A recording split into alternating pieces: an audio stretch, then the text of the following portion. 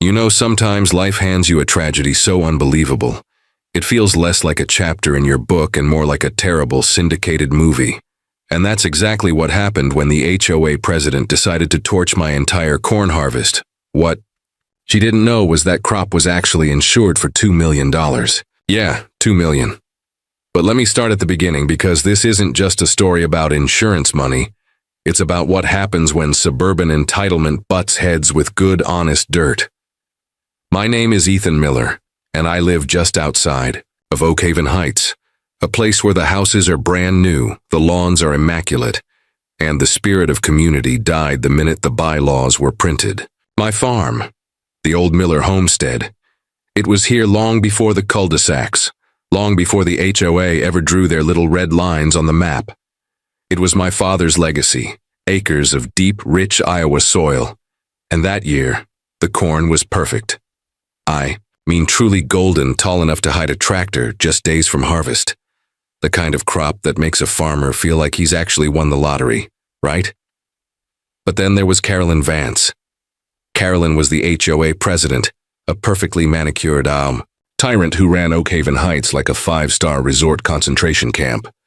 Everything had to be beige, everything had to be clipped, and my towering, muddy, smelling like actual earth cornfield, which brushed right up against her perfect property line. Well, that was her personal Vietnam. She hated it. She hated the smell of the tassels.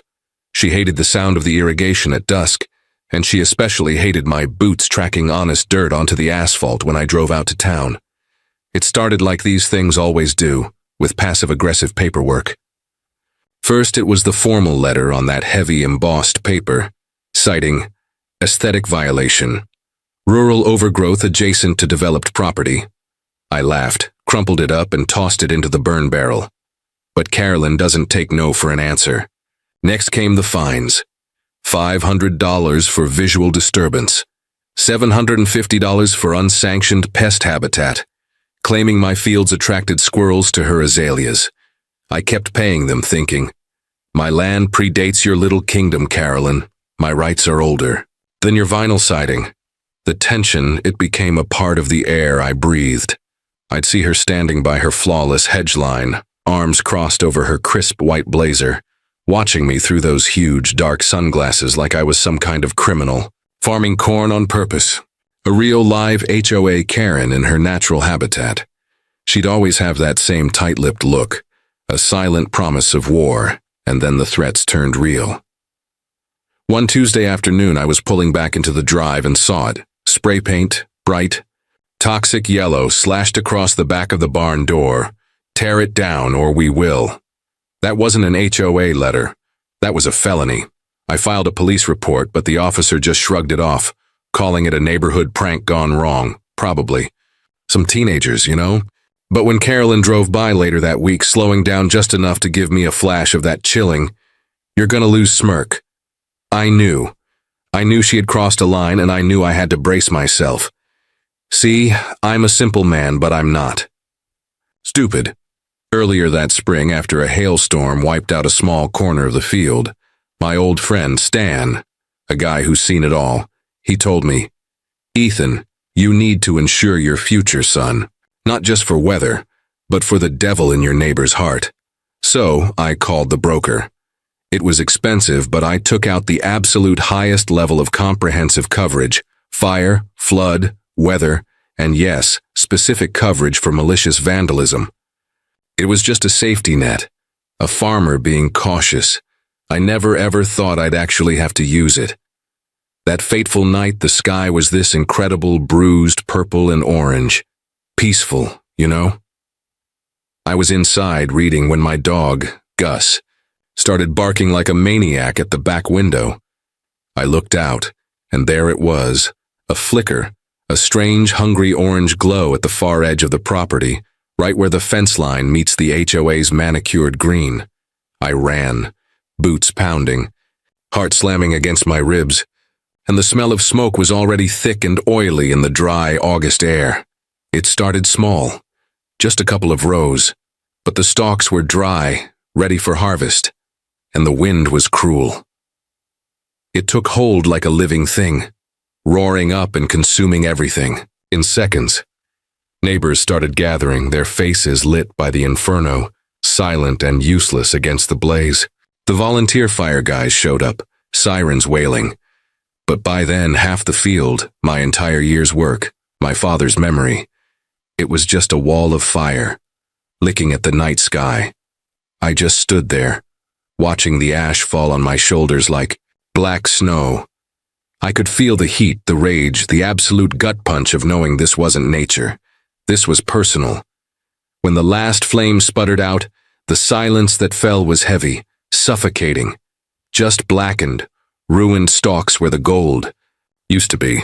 I dropped to my knees, picking up a scorched ear of corn, its kernels nothing but cold, brittle cinders.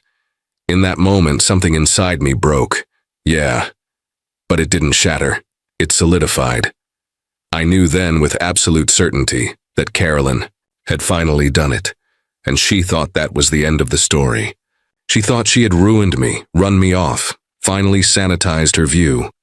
What she didn't realize, what she couldn't possibly fathom behind those perfect hedges and that superior attitude, was that her act of destruction had just triggered a security system far more complex than a fence or a fine. The fire she set in her petty suburban fury, it didn't burn down my future. It ignited my deliverance. The days that followed were pure wreckage, man.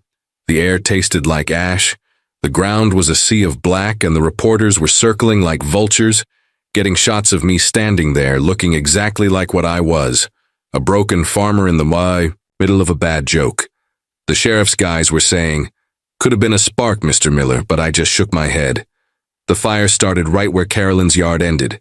Too perfect, too deliberate, and while I was picking through the ruins, justice, or maybe just pure, unadulterated neighborhood gossip was already at work. The whispers started instantly. Carolyn and the farmer. Her car was seen late that night. She was on the phone screaming about the eyesore just hours before.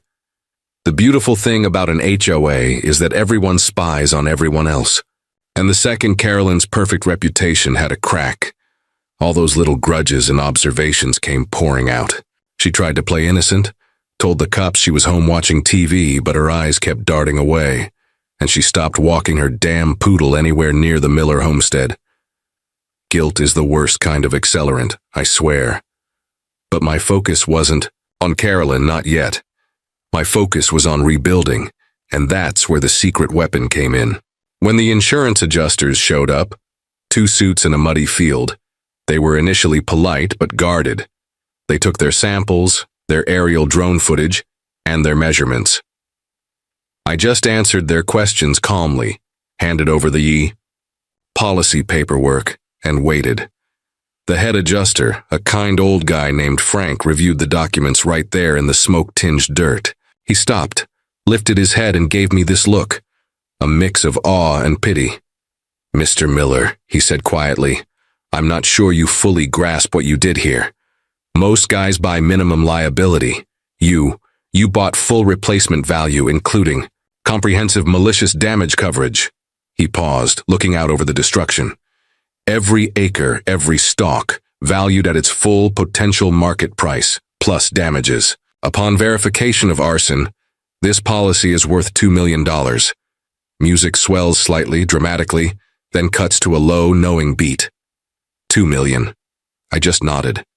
I didn't smile, didn't cheer, didn't even say thank you. Because the victory wasn't the money. The victory was the look on Carolyn Vance's face if she knew what her hate had just financed.